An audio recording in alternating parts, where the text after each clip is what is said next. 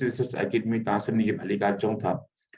ही practical video आहे logistic regulation जी, जंहिंमें प्रैक्टिकली असां लॉजिस्टिक रेगुलेशन खे रन कंदासीं पंहिंजे सॉफ्टवेयर एसपीसीएस में। ऐं इन खां अलावा असां इन में सिखंदासीं त असां इनखे एनालाइज़ कीअं कयूं, डेटा खे कीअं इंसर्ट कयूं, वेरिएबल खे कीअं इंसर्ट कयूं, ऐं उन खां अलावा कहिड़ा ऑप्शन्स असां चेक जेके आहिनि उहे चूज़ कयूं ऐं कहिड़े ऑप्शन खे असां कयूं, जो सभु ऑप्शन असां लाइ ज़रूरी न आहिनि। कुझु ऑप्शन जेके ज़रूरी आहिनि, जेके असां रिपोर्ट बि कंदासीं पंहिंजे रिसर्च खे, त उनखे असां रिपोर्ट कंदासीं, ॿियनि खे असां चेक ॿियनि खे असां छॾींदासीं। ऐं इन खां अलावा टेबल जेके असांखे मिले थियूं, टेबल खे कीअं सम्झे, आउट रेशो खे कीअं सम्झे, इहे सभु शयूं जेके आहिनि काफ़ी कमाइतूं आहिनि, जेके असां हिन वीडियो में डिस्कस कंदासीं। ऐं जीअं त तव्हां ॼाणो था, हाणे त माशाल्लाह काफ़ी माहिर थी विया हूंदो, त असां का बि टेक्निक रन करण लाइ असां एनालाइज़ में वेंदा आहियूं। ऐं इन खां अलावा जेको असांजो जेकर असांखे को कमु करिणो आहे त असां ग्राफ ठाहिणो, ग्राफ में वेंदासीं, डेटा खे मैनिपुलेट करिणो आहे, असां डेटा में वेंदासीं, ट्रांसफॉर्म को नओं वेरिएबल करिणो, जेको आहे कैलकुलेट करिणो आहे, या ॿी का कैलकुलेशन करणी आहे, को लॉ करिणो आहे, को ॿियो को एवरेज करणी आहे, त असां ट्रांसफॉर्म में वेंदासीं। इहे जेके बहरहाल हिन वक़्तु असां एनालाइज़ में वञूं था, पंहिंजी टेक्निक खे रन करण लाइ हिन में आयासीं त असांखे रेगुलेशन फैमिली में अचिणो आहे। ऐं रेगुलेशन फैमिली में असां अॻु में कयोसीं लीनियर ते, जेके तव्हांखे यादि आहे। हाणे असां वेंदासीं बाइनरी लॉजिस्टिक में, छो जो असां जेको डिपेंडेंट वेरिएबल उन में ॿ ऑप्शन्स आहिनि, येस आर नो, ट्रू और फॉल्स। लेकिन डिपेंडेंट वेरिएबल में ॿिनि खां वधीक हुजनि त असां मल्टी नोमियल लॉजिक रेगुलेशन ते वञूं था। इन करे असां माइदारी ते वेंदासीं, क्लिक कयोसीं, असांजो खुली आयो। अच्छा, असां हिनखे रीसेट कयूं था त जीअं असां सम्झूं। हाणे हिन में जॾहिं असां हिनखे रीसेट कयोसीं त हिन में असांखे कुझु ऑप्शन, ही असांजा वेरिएबल आहिनि, जेके असांजो इंडिपेंडेंट वेरिएबल जो कॉम्बिनेशन आहे। उन खां ही असांजो डिपेंडेंट वेरिएबल जो कॉलम आहे, जंहिंमें असां डिपेंडेंट वेरिएबल खे इंसर्ट कंदासीं। ऐं इन खां अलावा ही आहे असांजा ब्लॉक्स आहिनि, जीअं असां ब्लॉक्स ठाहिण चाहियो त block 1 of 1, block 1 of 2, 2 of 2, 2 of 3, ऐं इन हवाले खां ही असांजा ही बटण आहिनि। हिन बटण खे असां कंदासीं नेक्स्ट में, त ब्लॉक ठहंदो वेंदो। इनशाला जॾहिं हेरोडिकल लॉजिक रेगुलेशन ते वेंदासीं, इहे सभु शयूं असां इस्तेमालु कंदासीं। तेसिताईं थोरो इंतज़ारु कयो। ऐं हीउ जेको बटण आहे, हीउ असांजो इंटरेक्शन जो बटण आहे। उन्ही तौर ते असां छा कंदा आहियूं, हिक ई वक़्त में असां इंडिपेंडेंट वेरिएबल जो चेक कंदा आहियूं, इंडिपेंडेंट वेरिएबल, पर जेकॾहिं असां इंडिपेंडेंट वेरिएबल जो मिलाए करे असां जेको आहे इम्पैक्ट चेक कयूं त डिपेंडेंट वेरिएबल ते, पोइ छा कजे, पोइ असां इंटरेक्शन टर्म में वेंदा आहियूं, जंहिंमें असांजो मिलाए करे असां हिनखे, पोइ ही इंटरेक्शन टर्म बटण आहे असांजो, ॾेई कंदा आहियूं। हीअ असांजा मेन्यू आहिनि, जंहिंमें असां मुख़्तलिफ़ जेके टेक्निक असांजूं आहिनि उहे असांजी रन थींदियूं आहिनि। ऐं हीउ जेको असांजो इंटर बटण आहे, ही असांजो इंटर आहे, जंहिंमें साइमल्टेनियसली असां सभिनी खे इंटर कंदा था वञूं। ऐं ॿियो इन खां पोइ स्टेप असांजो लॉजिक रेगुलेशन आहे, जंहिंमें स्टेप वाइज़ असां हिनखे कयासीं। पहिरियों हिकिड़े खे जेका वेरिएबल खे असां कंदासीं, पोइ ॿिनि खे, पोइ टिनि खे, इन सां यानी बैकवर्ड असां तरीक़ा अप्लाई करे सघूं था, या फॉरवर्ड बि अप्लाई करे सघूं था। अचो त पंहिंजे कम जी इब्तिदा कयूं। हाणे ही आहे असांजो फ्यूचर, ही असांजो आहे इंडिपेंडेंट वेरिएबल। हिन मक़सद जो आहे त इन 3 सालनि में जेके एडल्ट्स आहिनि, उन्हनि वटि इंटरप्रिटेशन कहिड़ा आहिनि, यानी इन 3 सालनि में हू अकेलो या कंहिंसां गॾिजी करे कारोबार खोलणु चाहिनि था, येस आर नो, ठीकु आहे, बाय नो मेल। उन खां अलावा असांजे वटि कुझु कैटेगोरिकल वेरिएबल आहिनि, जेके असां हेठि वञिणो आहे, इनखे पहिरियों असां इंसर्ट कयूं। उन खां पोइ जेके असांजे इंडिपेंडेंट वेरिएबल आहे, उनखे असां इंसर्ट कंदासीं हितां खां हेसि ताईं। अच्छा, इहे इंडिपेंडेंट वेरिएबल जी पूरो जेको आहे ॾिनो आहे, ऐं हिते बि तव्हां ॾिसी रहो त इन पूरी टेबल में तव्हां एक्सप्रेशन तव्हां ॾिसी सघो था त no power scale fear of failure is shine expression हिते बि तव्हां ॾिसी सघो था। ऐं हिनखे तव्हां इंसर्ट कंदासीं त हाणे सभु असांजा वेरिएबल अची विया, ठीकु आहे। इन खां पोइ असां वेंदासीं त असांखे कुझु कैटेगोरिकल वेरिएबल आहिनि, जेंडर, एज, इनखे असांखे नॉमिनेट करणो पवंदो। हीअ असांजा कैटेगरी सॉफ्टवेयर ॿुधाइण असांजा कैटेगरी वेरिएबल आहिनि, जंहिंमें जेंडर अची वियो, एज एजुकेशन, टिनी खे असां हेॾे इंसर्ट कयोसीं त हाणे इहो सम्झी वियो सॉफ्टवेयर, इहे असांजा कैटेगोरिकल आहिनि। कंटिन्यू कयोसीं, ऐं इन खां पोइ असां ऑप्शन में वेंदासीं। ऑप्शन में असांखे मुख़्तलिफ़ टेक्निक्स रन करणियूं आहिनि। मिसाल क्लासिफिकेशन आहे, जेके ही क्लासिफाई कंदो मॉडल्स में, 0 मॉडल, 1 मॉडल, 2, इन तरीक़े सां। ऐं हॉस्मर लेमिन शो, तव्हां बार बार जेको आहे ॿुधो हूंदो त इहे हॉस्मर लेमिन शो 2 टेक्निक आहिनि। इहे 2 टेक्निक जे बारे में बि असां ॻाल्हि कंदासीं। ही जॾहिं हिनखे क्लिक कंदासीं त इन बारे में असांखे डेटा मिलंदी। ही कोरिलेशंस आहिनि, जेके अॻु में ॿुधायमि त तव्हां डेटा खे चेक करण लाइ चेक इन डेटा ते, उहे 2 आहिनि, जेके हिकिड़ो त या त तव्हां कोरिलेशन में वञो त रिलेशन ॾिसो त अगरि इन में डेटा जे में जेके वेरिएबल में रिलेशनशिप आहे या न आहे, या तव्हां टी टेस्ट में वञो त हाणे असां में टी टेस्ट में कोन था वञूं, असां कोरिलेशन में वञूं था, त हितां असांखे ख़बर पइजी वेंदी त उन में का मल्टीपोलिटी त कोन्हे, कोई एक्सट्रीम जेके इनसी कोरिलेशन त कोन्हे वैल्यूज़ ते रिलेशनशिप त कोन्हे या तव्हां को रिलेशनशिप आहे ई कोन एपल ओरेंजिस खे पाण कंपेयर करे रहिया इहे सभु शयूं उन मां थियूं उन खां पोइ आइट्रेशन जंहिंमां असांजी एक्सपोनेंशियल जंहिंमां असांजी मैक्सिमम लाइक्लीहुड -2 एलएल निकिरंदो ऐं असांजो ही कॉन्फिडेंट इंटरवल आहे अच्छा ही असांजो आहे क्लासिफिकेशन कट पॉइंट जॾहिं असां क्लासिफिकेशन प्लॉट ठाहींदा आहियूं असांखे क्लासिफिकेशन कट पॉइंट जी ज़रूरत पवंदी आहे ऐं इहो 0.5 आहे तव्हां 0.7 बि करे सघो था 0.3 बि इन चुका इहो काथे ज़ाहिर थींदो उहो मां तव्हांखे ॿुधाईंदुमि अॻिते हली करे वीडियो में ही आहे मैक्सिमम आइट्रेशन केतिरियूं माना आइट्रेशन जो आइट्रेशन मक़सदु आहे रिपीटेशंस केतिरियूं थियनि न सैंपल खे जो केतिरा दफ़ा रिपीट करे हुनखे जेको आहे सॉफ्टवेयर मां रिज़ल्ट करे 20 ते इनफ मोर देन इनफ भई कि तव्हां रिज़ल्ट बहितर कोन था तव्हां आइट्रेशन जी प्रोसेस खे वधाए बि सघो था ठीकु आहे इहे असांजो थी वियो मेन्यूस इहे असांजे कम जा आहिनि असां हुन खां पोइ कंटिन्यू कंदासीं हुन खां पोइ असां ओके कंदा असांजी रिज़ल्ट ॾियूं अच्छा हाणे असां पंहिंजे रिज़ल्ट्स ते अची विया आहियूं हिन रिज़ल्ट्स खे असां सम्झण में काफ़ी असांखे टेबल मिलनि थियूं ऐं हर हिकु टेबल खे असांखे सम्झणो पवंदो सभ खां पहिरियों असां सम्झूं त ही आहे छा ही असांजो जेको आहे त लॉजिस्टिक रेगुलेशन जेका असां रन कई आहे उहो सभु डिटेल हिन में ॾिए थो त भई तव्हांजो मेथड कहिड़ो आहे जीअं असांजो मेथड जेको असां इंटर असां में यूज़ कयोसीं ऐं इंटर में असां ही वेरिएबल हिन में इंडिपेंडेंट वेरिएबल इंसर्ट कयासीं उन खां पोइ असांजो इंडिकेटर ही 3 इंडिकेटर्स आहिनि जेके असां कैटेगोरिकल वेरिएबल आहिनि उन खां पोइ गुड फिट जेका असांजी कट ऑफ पॉइंट आहे आइट्रेशन असांजे में सिलेक्ट कया आहिनि ऐं कॉन्फिडेंस इंटरवल असांजो जेको आहे 95% आहे ऐं क्राइटेरिया पिन जेका आहे पॉइंट जेका उहो 0.05 आहे ठीकु आहे ऐं कट पॉइंट असांजो जेको आहे उहो 0.5 आहे 50% आहे इहे शयूं जेके असांखे मैसेज मिले थो त असल में रेगुलेशन जेको सॉफ्टवेयर कयो उतां लाइ कहिड़ी कहिड़ी शयूं कयूं आहिनि हीउ पूरो असांखे पूरो मैसेज मां मिले थो अच्छा उन खां पोइ असांजो आहे पहिरीं टेबल जेका असांजी आहे उहा असांजी आहे लॉजिस्टिक रेगुलेशन जंहिंमें केस प्रोसेसिंग समरी मिले थी हाणे केस प्रोसेसिंग समरी में असांजो जेको आहे छा आहे इन में अनवेटेड केसिस आहिनि हाणे हिन में सिलेक्टेड केसिस असांजे कहिड़ा आहिनि इंक्लूडेड एनालिसिस 1926 जेके असांजा हिन एनालिसिस में इंक्लूड कया आहिनि ऐं हिन में कुझु मिसिंग वेरिएबल आहिनि 73 असांजा मिसिंग वेरिएबल आहे जंहिंजो टोटल परसेंटेज जेका उहो 3.7 थिए थी यानी 100% जेको असांजो आहे 1999 असांजो सैंपल साइज़ आहे उन मां 1926 जेके असांजा इन में कंसीडर थिया विया आहिनि ऐं 73 जेके असांजा उहे मिसिंग वेरिएबल आहे असां हिनखे पूरी तौर ते असां मिसिंग मां कढी बि सघूं था उनखे छा कयूं उनजो मां तरीक़े इहो मिसिंग छो थो ॿुधाए इहो बि मां तव्हांखे ॿुधाए थो हाणे अच्छा हिन में असांजी मिसिंग निकिरे थो असां वेरिएबल व्यू में वेंदासीं अच्छा हिते असांखे मिलियो ही ॾिसो तव्हां अच्छा ही असांजो आहे फ्यूचर ही असांजो डिपेंडेंट वेरिएबल आहे जंहिंमें असांखे कुझु मिसिंग वेरिएबल मिलनि पिया त उनखे मिसिंग वेरिएबल इन करे मिलनि पिया त असां हिनखे कैटेगोराइज़ कयो आहे त -1 ऐं -2 इहे जेके बि आहिनि इहे तव्हां हिनखे मिसिंग वैल्यू कंसीडर कयो डिस्क्रीट मिसिंग वैल्यूज़ जेके तव्हां चओ त मिसिंग वैल्यू न थियनि त तव्हां हिनखे क्लिक कंदो त सॉफ्टवेयर इनखे मिसिंग वेरिएबल तौरु ट्रीट न कंदो इन करे असां चवंदा भले हुजे मिसिंग वेरिएबल असांखे जेको आहे शयुनि खे सम्झणो आहे इन करे असां हिनखे एज़ इट इज़ रखणु ॾियूं था ओके कयोसीं त ठीकु आहे हाणे असां पंहिंजी ठीकु आहे हाणे तव्हां सम्झी वियो त असांजा ही मिसिंग वेरिएबल जेके आहिनि उहे असांजा काॾों आया जेको आहे सो ही 73 ठीकु आहे अच्छा उन खां पोइ असां वेंदासीं टाइटल केस प्रोसेसिंग सम्झ हाणे असां आयासीं डिपेंडेंट वेरिएबल ते हाणे डिपेंडेंट वेरिएबल जेको आहे उनजी एक्सप्लेनेशन आहे वज़ाहत आहे त उनमें छा छा आहे त डिपेंडेंट वेरिएबल ओरिजिनल वैल्यू कहिड़ो आहे असांजो येस आर नो इंटरनल वैल्यू असां जेको सॉफ्टवेयर जेको कंसीडर करे थो उहो 0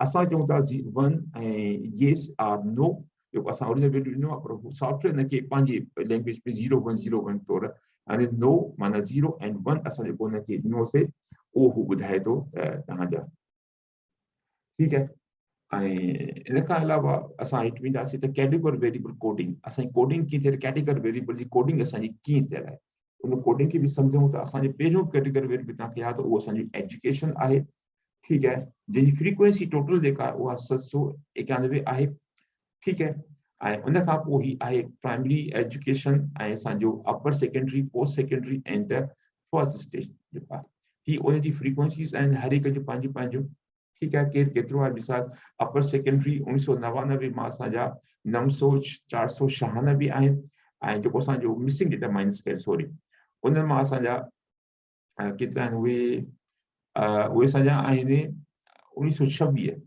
जेके असां मिसिंग आहिनि उहे असांजा 1926 आहिनि 1926 में असां 95 असांजा पोस्ट सेकेंडरी आहिनि ऐं फर्स्ट असांजा 42 आहिनि। ठीकु आहे। उनके अलावा एज में असांजे 18 खां 14 538 सभु जेके असां मेल फीमेल 972 954 तक़रीबन मेल फीमेल जेको तादाद आहे उहो तक़रीबन जेको आहे उहो बराबरि आहे। ठीकु आहे। असांखे ॿी छा थी मिले असांखे वेरिएबल इक्वेशन, यानी वेरिएबल जा इक्वेशन में कहिड़ा आहिनि। असांजी हिकिड़ो ई डिपेंडेंट वेरिएबल आहे इनजी असांजो हिकिड़ी कांस्टेंट बची रहियो आहे, स्टेप 0 आहे। असां पहिरें स्टेप आहियूं, असांजो स्टेप 0 बंदि ईंदो, स्टेप 0 में आहे जंहिंमें असांखे ही कुझु बीटास मिलंदा जेको असां नेगेटिव बीटा आहे माइनस 0.971 ही स्टैंडर्ड एरर आहे, ही वॉल्ट टेस्ट आहे। वॉल्ट टेस्ट के वजह से अॻिते डिस्कस कयूं था, ॿार हिते बि करे था वठूं। त वॉल्ट टेस्ट आहे the test the null hypothesis that the constant is equal to 0, यानी वॉल्ट टेस्ट छा कंदी जंहिंजो जेको कांस्टेंट वो इक्वल टू 0 असांजो हाइपोथेसिस असांजो हूंदो आहे नल। अल्टरनेट हाइपोथेसिस हूंदो आहे त भाई त जेको असांजो नल असांजो जेको वॉल्ट टेस्ट आहे जेको नल हाइपोथेसिस उहो इक्वल टू 0 न आहे, कांस्टेंट असांजो इक्वल टू 0 न आहे। त हिते असांजी जेका टेस्ट आहे उहा असांजी सिग्निफिकेंट आहे, 0.05 खां घटि आहे। इन करे असां हाणे चऊं था त असांजो कांस्टेंट जेको आहे उहो 0 खां जे बराबर ना है, उन का घट आया बते मकसद उनके बराबर ना है, इट्स नॉट इक्वल टू 0। ही टेबल de कोई इंपॉर्टेंस है, इंपॉर्टेंट है देखिए तहां ने कि दबी रिपोर्ट को ठीक है, बस असां अंडरस्टैंडिंग लाइ त भाई ठीक है जेको वॉल टेस्ट असां जी बेहतर है छो जो इहो 0 ब्लॉक में उन का पोइ एक्सपोनेंशियल बीटा है 0.37 and 37% है, ही डिग्री ऑफ फ्रीडम 1 इन करे असां कांस्टेंट 1 आहे हिकिड़ो इन करे। अच्छा पोइ उन खां पोइ असांजा हीअ अची वञनि त असांजा इक्वेशन में वेरिएबल कहिड़ा न आहिनि। ठीकु आहे। हिन में असां जेको वेरिएबल हिकिड़ो इक्वेशन में हिन वक़्तु 0 में आहे असांजो हिकिड़ो कांस्टेंट ऐं हीअ खोड़ सारा इंडिपेंडेंट वेरिएबल इहे असांजा इक्वेशन में न आहिनि। हिन टेबल जो मक़सदु इहो आहे। हाणे हिन में असां ॾिसूं था असांखे मुख़्तलिफ़ जेके ही स्कोर आहे डिग्रीज़ ऑफ फ्रीडम आहे। ए जी डिग्रीज़ ऑफ फ्रीडम 4 इन करे जो 4 कैटेगरी आहिनि 1 2 3 4। ठीकु आहे। एजुकेशन बि 4 कैटेगरी इन करे आहिनि त इहे बि 4 आहिनि ऐं बाक़ी ही असां डिपेंडेंट वेरिएबल हिकु हिकु कैटेगरी सभिनी जी आहे।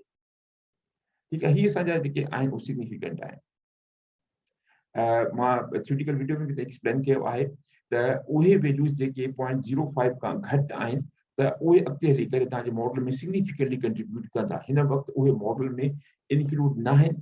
ठीकु आहे। पर जेकॾहिं तव्हां इन करे ॿुधाए थो तव्हां जेके मॉडल में इंक्लूड कंदव त इन जो सिग्निफिकेंट इम्पैक्ट पवंदो जिन जा वैल्यूज 0.05 खां घटि आहिनि। जिन जा एज चइनी कैटेगरी जा जेके आहिनि उहे सिग्निफिकेंट insignificantly इहो कंट्रीब्यूट कंदो, सिग्निफिकेंटली न कंदो छो इन जो को वैल्यू 0.05 खां मथे आहे। एजुकेशन इहो तव्हांजो सिग्निफिकेंटली इंटरप्रेट कंदो ऐं तव्हांजो जेंडर बि तव्हां सिग्निफिकेंटली कंट्रीब्यूट कंदो तव्हांजे मॉडल में ऐं इन खां अलावा जेके बि जेके वेरिएबल इहे तव्हांजा सभु जेके आहिनि से तव्हांजा सिग्निफिकेंटली कंट्रीब्यूट कंदा तव्हांजे मॉडल में। टोटल डिग्रीज़ ऑफ फ्रीडम असांजो 16 आहिनि ऐं ही टोटल जेको स्कोर आहे ही टोटल जेको आहे उहो असांजो स्कोर आहे 309। ठीकु आहे। हाँ उन खां पोइ असां हिते आयासीं जेको असांजो 0 जेको आहे असांजो पूरो थी वियो। अच्छा ही असांजो आइट्रेशन स्ट्रीम खां अच्छा हिन असांजी कैटेगरिकल वेरिएबल थी वियो। ठीकु आहे। हीअ असांजो यस उन खां पोइ बिगनिंग ब्लॉक में असां ईंदासीं। हाणे असां आयासीं बिगनिंग ब्लॉक यानी 0 ब्लॉक में असां अची वियासीं। ठीकु आहे। ऐं तव्हां ॾिसो हिते ब्लॉक नंबर 1 बि आहे जेके असां हिन खां पोइ था डिस्कस कयूं। 0 ब्लॉक में आयासीं इन में टाइटल भी असां कयोसीं आइट्रेशन हिस्ट्री के असां थोरो टाइटल असांजो छा आहे टाइटल असांजो आहे बिगनिंग ब्लॉक जेके असां ब्लॉक 0 चऊं था ही असांजी आइट्रेशन हिस्ट्री आहे जंहिंमें असांखे मैक्सिमम -2 लाख लाइवलीहुड जा वैल्यूज़ असांखे मिली रहिया आहिनि। ठीकु आहे। ऐं हिन वक़्तु जेके ही असांखे मिली रहिया आहिनि जेके असांजा 2296 काफ़ी जेके वधीक आहिनि। अच्छा हाणे इहे असां जे कंपेयर कंदासीं असां जीअं हिन में असां इंडिपेंडेंट वेरिएबल विझंदासीं त पोइ ॾिसंदासीं त इहो मास लॉग लाइवलीहुड जेको उहो केतिरो घटि थो थिए। ठीकु आहे। इहो उनखे जेतिरो इहो वैल्यू घटि थींदो ओतिरो वधीक असांजे लाइ बहितर आहे। अच्छा उन खां पोइ हिकिड़ी ॿी टेबल आहे क्लासिफिकेशन टेबल जेको तव्हां यादि हो त तव्हां मेन्यू में चेक कयोसीं क्लासिफिकेशन जेको आहे उनखे ही असांखे मिलियो आहे। ठीकु आहे। ही आइट्रेशन बि असांखे आइट्रेशन वारो असां क्लिक कयोसीं असांखे चेक मिलियो। ठीकु आहे। हाणे हिन में असांखे ही असांजो डिपेंडेंट वेरिएबल आहे ऐं ही स्टेप 0 आहे। स्टेप 0 में असां डिपेंडेंट वेरिएबल ही ऑब्जर्व्ड आहे, ही ऑब्जर्व्ड आहे ऐं ही प्रिडिक्टेड आहिनि असांजा। ठीकु आहे। हाँ टोटल जो जिन लो कयो आहे वो 1397 आहे जेको भी सैंपल साइज हिन वक्त आहे माइनस तव्हांजा जेके मिसिंग वैल्यूज़ आहिनि ऐं ये स्टेप जिन कयो आहे वो 529 आहे यानी जो भी सैंपल साइज आहे माइनस जेके तव्हांजा मिसिंग वैल्यू उन मां 1397 तकरीबन 1400 चवनि था त भाई ठीक है वो जो असांखे इंटरप्रिटेशन कोन आहे यानी इन 3 साल में असां इंटरप्रिटेशन काओ भी कहीं कारोबार स्टार्ट करणु कोन था चाहियूं ऐं 529 सैंपल साइज मां जेको असां कारोबार करणु शुरू चाहियूं था इन ठीक है ऐं जेको आहे ही असांजो आहे कट पॉइंट या जो मेन्यू में तव्हां कट पॉइंट इहो काॾों आयो ही आयो उतां ये ओवरऑल परसेंटेज जेका आहे उहा असांजी 72 आहे हाणे 72 जो मक़सदु इहो आहे त जेको असांजी ही कट वैल्यू आहे ही कट वैल्यू उतां आयो इन खां ही 72% वधीक यानी 50% खां वधीक इन मक़सदु इहो आहे त जेको तव्हांजो क्लासिफिकेशन टेबल आहे 72% जेके उहे माण्हू ओवरऑल परसेंटेज आहे इन जी जेके तव्हांजा नो था अचनि ठीकु है अच्छा उन खां पोइ वेरिएबल्स इक्वेशन मां तव्हांखे ॿुधायो ऐं variables in that in equation variable in equation ही वेरिएबल इक्वेशन में असां डिस्कस करे वरितोसीं ही वेरिएबल नॉट इन इक्वेशन हाणे असां चऊं था असां पंहिंजे ज़ीरो ब्लॉक ते अचूं था तव्हांजे ब्लॉक नंबर 1 ते जॾहिं असां इंडिपेंडेंट वेरिएबल विधासीं ठीक है हाणे जीअं असां इंडिपेंडेंट विधासीं आइट्रेशन हिस्ट्री आहे त तव्हां ॾिसो था त हिते तव्हांजा जेके डिपेंडेंट वेरिएबल ई काफ़ी घटिजी विया आहिनि अच्छा हिते असांजी वेरिएबल क्लासिफिकेशन में जॾहिं हिते आइट्रेशन आयासीं त हिते असांजो 2266 काफ़ी हैवी जेको असांजो -2 लॉग लाइवलीहुड हुयो ऐं जॾहिं असां इंडिपेंडेंट वेरिएबल असां विधासीं त आइट्रेशन हिस्ट्री में असांजा ही काफ़ी घटिजी विया आहिनि ठीकु आहे असां जेके स्टेप 1 में असां जीअं इंडिपेंडेंट वेरिएबल ही सभु इंडिपेंडेंट वेरिएबल जा आहिनि विधासीं ही काफ़ी घटिजी वियूं जेतिरो वधीक घटि हुजे ओतिरो वधीक बहितर आहे हाणे इन में असांखे ही ॿुधाए थो त असांजो मेथड जेको आहे उहो इंटर आहे constant include in the model वो include थियला ऐं maximum true likelihood 2264 आहे जेको ठीक है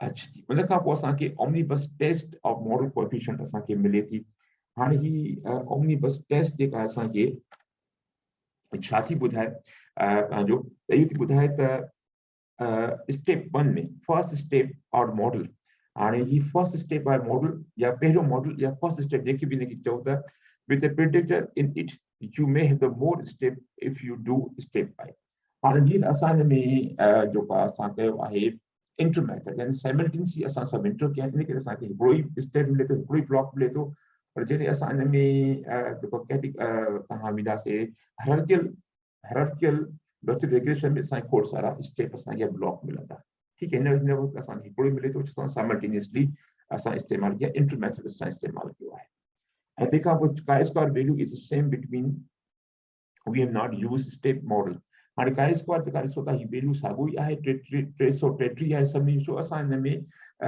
हायरार्कियल रिग्रेशन यूज़ कयूं कयो असां हिनखे इंटर मेथड यानी साइमल्टेनियसली असां सभु इंटर कया इन करे असांखे स्टेप या ब्लॉक या मॉडल इहे में सभिनी असांजी ॻाल्हि साॻी डिग्रीज़ ऑफ फ्रीडम साॻा सभई असांजा सिग्निफिकेंट आहिनि त हाणे इहो असांजो 333 असांखे तॾहिं मिलियो जॾहिं त जेको आहे chi-square असांजो जेकॾहिं इन में कंहिं क़िस्म जो को इफेक्ट न आहे ऑफ आईवीज़ जो आईवीज़ जो को इफेक्ट न आहे त उन वक़्तु असांखे जेको आहे 333 असांखे इन जो मिले थो टेकन टुगेदर जेको डीवी ते असां ॾिसूं था ठीकु आहे chi-square जो वैल्यू अच्छा उन खां पोइ ही आहे मॉडल समरी अच्छा हिन वक़्तु असां ही जेको लेस लाइक इहो एॾो इंफॉर्मेंट न आहे इनखे असांजी का ज़रूरत कोन्हे लॉग लाइक लेस इंफॉर्मेशन ॿुधाए थो पर बहरहाल 1913 आहे ऐं इन खां अलावा असांजी जेका ॿी असांजी कॉक्सनेल आहे इहा असांजी R² आहे ऐं हीअ का निगल करके R² हिन जो कॉन्सेप्ट मां पंहिंजी वीडियो नंबर 5 में ॾेई चुको आहियां बहितर तव्हां उहो ॾिसी वठो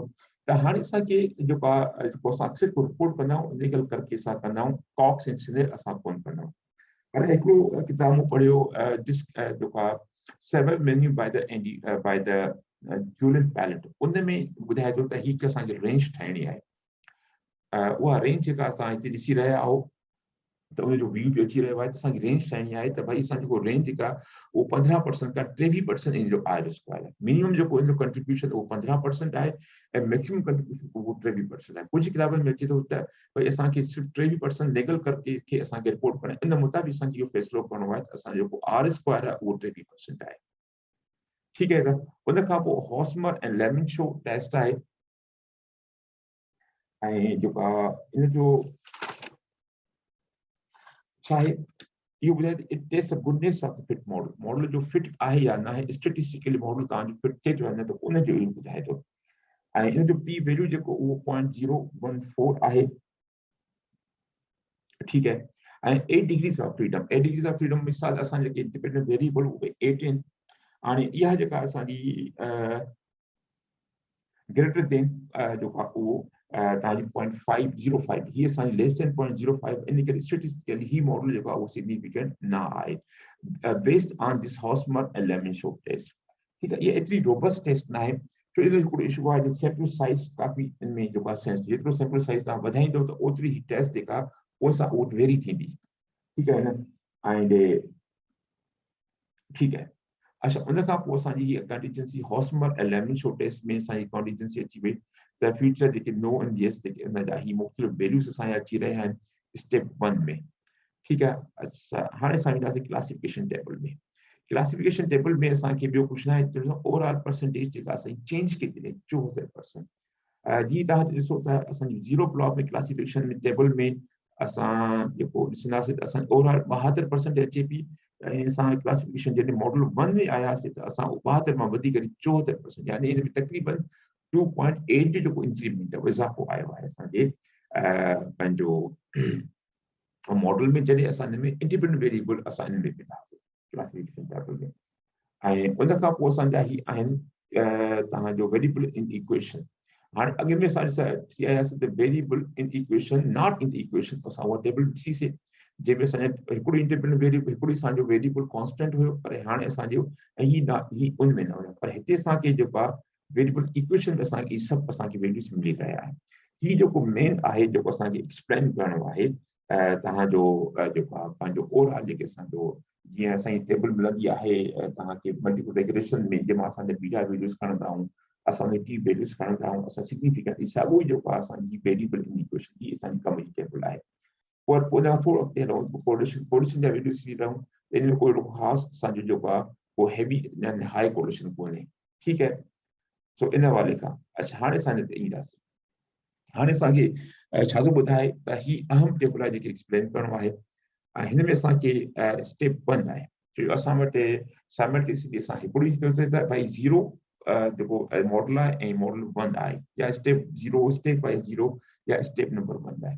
हिन में ही असांजा बीटास आहिनि जेके असांजा मल्टीपल रेग्रेशन में असांखे बीटा मिलंदा आहिनि। ही स्टैंडर्ड एरर आहे, ही असांजो वॉल्ट टेस्ट आहे, ही डिग्रीज़ ऑफ फ्रीडम आहे, सिग्निफिकेंस एक्सपोनेंशियल। अच्छा, हिते असां जेको रिपोर्ट कंदासीं उहो एक्सपोनेंशियल बीटा कंदासीं कि बी में ये असांखे रिग्रेशन इक्वेशन ठाहिण में त बीटा वैल्यूज़ कम अची वेंदा आहिनि, पर जॾहिं असां हिनखे रिपोर्ट कंदासीं त असां पोइ हिनखे बीटास कंदा, पर असां एक्सपोनेंशियल बीटा खे असां जेको आहे पंहिंजो रिपोर्ट कंदा आहियूं। ठीक है, ऐं हीअ असांजो lower and upper confidence interval आहे, यानी ही जेको वैल्यू आहे इन जे विच में आहे, घटि में घटि असांजो ही 3.1 ऐं मैक्सिमम इहो असांजो 5.26 थिए हा जेको आहे इहो इन ॿिन्ही जे रेंज जे विच में जेको आहे 95% कॉन्फिडेंस इंटरवल रेंज आहे, लोअर घटि में घटि ऐं अपर हेठि थींदो। ठीक है, हाणे असां हिनखे सभु पहिरियों असां जॾहिं असां मॉडल में जनरल असांजो विधोसीं त इन जेको बीटा आहे उहो 1.41 इन जो पॉजिटिव रिलेशनशिप आहे, जो हिन साम्हूं का माइनस सिग्नेचर माइनस निशानी कोन्हे, माइनस या कार्टून निशानी कोन्हे। ठीक आहे, ही असां हिन में उन खां पोइ डिग्रीज़ ऑफ फ्रीडम हिकु ई आहे छो असांजो हिकिड़ो ई आहे। ठीक आहे, ऐं उन खां पोइ जेको आहे ऐं वाल टेस्ट तव्हां में सम्झी आया हो त भाई असांजो वाल टेस्ट जो मक़सदु इहो आहे त null hypothesis is not constant, is not equal to constant. Wald test असांजी सिग्निफिकेंट आहे हिते बि, बहरहाल वाल टेस्ट हिते को एॾी वॾी इम्पैक्ट न आहे थी करे, बहरहाल असांजो ही सिग्निफिकेंट ही वैल्यू असांजो इंपॉर्टेंट आहे जेको ॿुधाए थो त हिन जो पॉजिटिव रिलेशनशिप आहे ऐं सिग्निफिकेंट रिलेशनशिप बि आहे, छो जो इहो 0.05 खां घटि आहे ऐं हिन जो 4.06, यानी तव्हां इहो वैल्यू खे सम्झणु घुरिजे, ॾाढो ट्रिकी आहे सम्झ वैल्यू इहो। इन जो वैल्यू ईअं सम्झिजे त जेको ऑड्स रेशियो जी असां सम्झो था त भाई इहो रेशियो आहे बिटवीन द टू पार्टीज़, यानी हिते येस आर नो जे हवाले खां। ठीकु आहे, हिन में असां येस आर नो जेंडर में असां मेल फीमेल आहे सॉरी, त यानी इन मक़सदु आहे त मेल जेके उहो 4% वधीक 4% यानी 4 गुना नॉट यानी 400% वधीक इंटरेस्टेड आहिनि कारोबार करण में देन द फीमेल। ठीकु आहे, जिते हिकु ई फीमेल रेडी आहे कारोबार करण, उन मुक़ाबले में 4 फीमेल जेके 4 मेल जेके उहे कारोबार करण जे लाइ उन में इंटेंशंस आहिनि। ठीक है, हाणे हिन में जेको मेल फीमेल वारो रेशो उहो तक़रीबन 50-50 हो, तक़रीबन यानी 49-51 तक़रीबन एतिरो ई हुयो। यानी इन मां ज़ाहिर आहे इन वैल्यू मां असां वटि जेके मर्द वधीक इंटरेस्टेड आहिनि तव्हांजे कारोबार करण में बजाए जे फीमेल जे। ऐं इकोलॉजिकल रीज़न बि आहे, असांजे मुआशरे जेके हालात आहिनि, औरतुनि खे ॿाहिरि निकिरण जी आज़ादी न आहे, माना उहो ॿाहिरि नथा निकिरनि पंहिंजी मर्ज़ी सां या कंहिं बि मसइले करे, बहरहाल उहो ॿाहिरि घटि अचण वञण थिए थो। इन करे उनजो कारोबार में शमूलियत बि तमामु घटि आहे। जॾहिं मां चाइना में हुयुसि PhD कंदो हुउसि त उते मां फीमेल इंटरवेंशन तमामु घणी हूंदी हुई।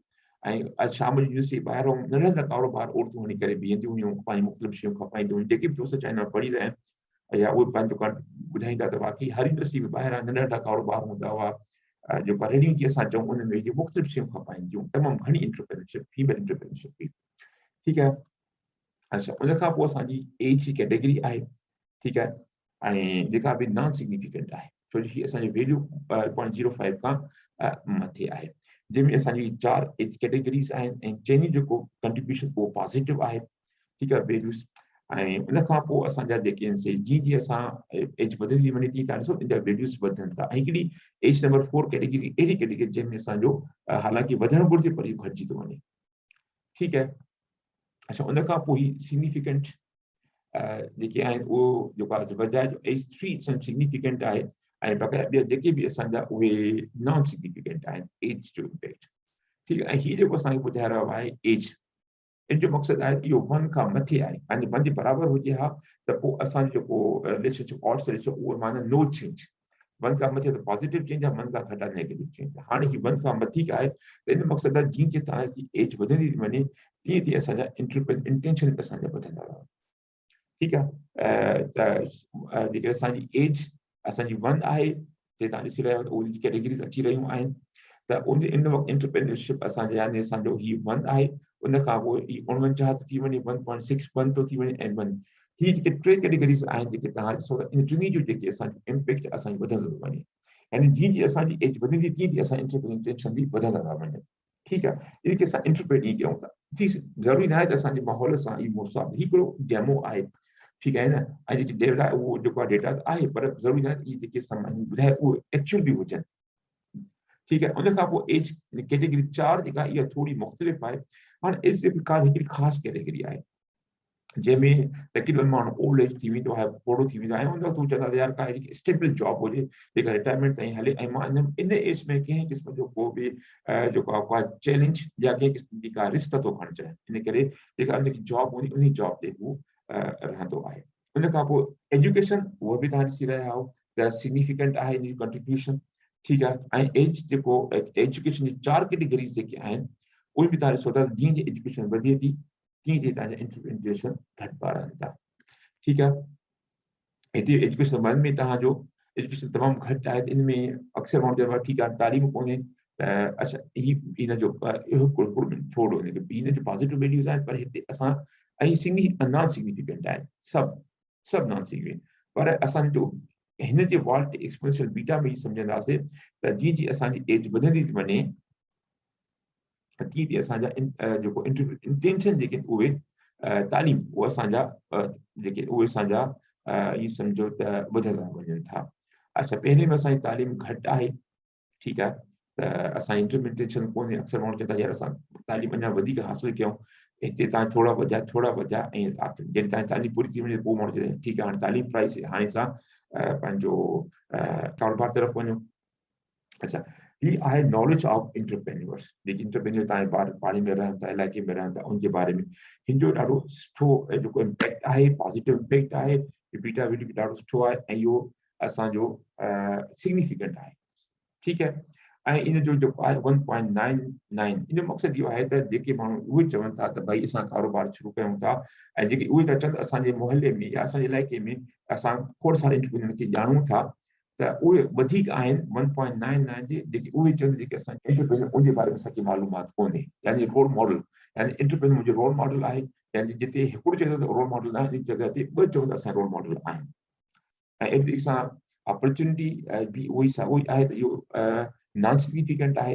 इन जेके तव्हांजो वैल्यू ॾिसो था त ही वैल्यू इहो इनजो तमामु घटि आहे, पॉज़िटिव आहे, पर तमामु घटि आहे, नेग्लिजिबल आहे तक़रीबन।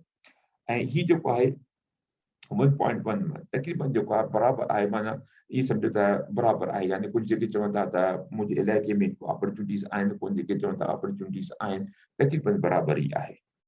ठीक है, इहो तकरीबन जेको इम्पैक्ट आहे कोन, that because that is equal to, that is near to 1।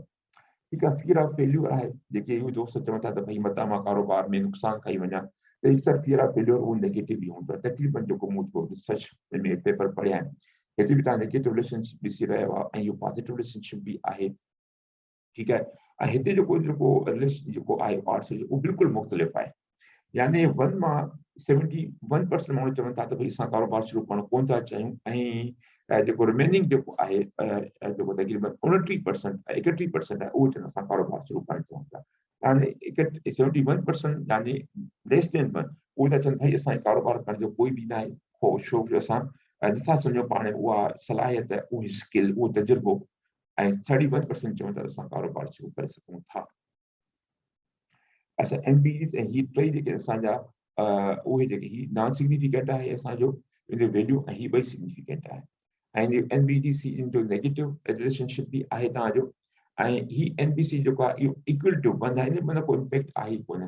त जेको आहे माना एज़ अ कैरियर, नौजवान जेके चाहिनि था त असां एंटरप्रेन्योरशिप खे हिकु कैरियर तौरु अपनाइणु चाहियूं था, उनजो को इम्पैक्ट आहे ई कोन, because that is equal to 1, exactly like the तव्हांजे ॿियो कहिड़ो वैल्यू हुयो, ही एक्सीलेंट अपॉर्चुनिटी, तकरीबन ये भी 1 आहे, ऐं ही भी तकरीबन 1 जे बराबर आहे। इन जो मक़सदु जो माना उहो पंहिंजे इलाइक़े में कंहिं क़िस्म जो को बि, यानी उहो एंटरप्रेन्योरशिप खे एज़ अ कैरियर नथा चूज़ करणु चाहिनि।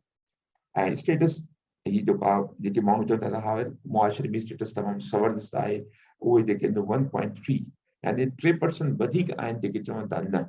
ऐं उन खां पोइ जेको असांजी एनडी मीडिया आहे, उहो बि असांजे भितर आहे, त भई मीडिया ते माण्हू सम्झनि था त मीडिया ते एंटरप्रेन्योरशिप खे तमामु, एंटरप्रेन्योर जो तमामु वॾो जेको आहे इंटरव्यूस हलनि था, उन बारे में न्यूज़ हलनि थियूं, उनखे काफ़ी प्रमोट कयो थो वञे, त जिते हिकु माण्हू चए थो न, उन जॻह ते 1.5 माण्हू चवनि था त हा।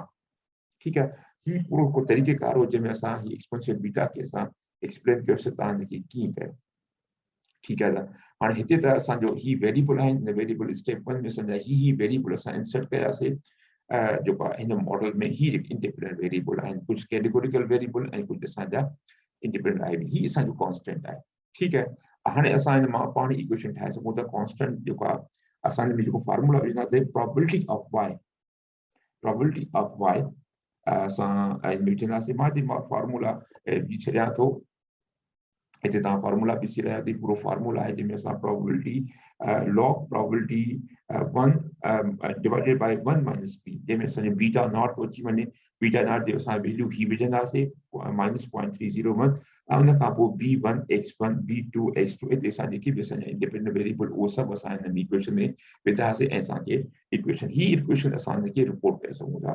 ठीकु आहे, असां हाणे हिकु इक्वेशन असां ठाही, इन इक्वेशन में असांजा वेरिएबल विझी सघूं था, उहो वेरिएबल असां विझी करे असांजी इक्वेशन खे असां इंटरप्रेट करे सघूं था, प्रिडिक्ट करे सघूं था, असां हिनखे रिपोर्ट करण तरीक़ो कहिड़ो आहे,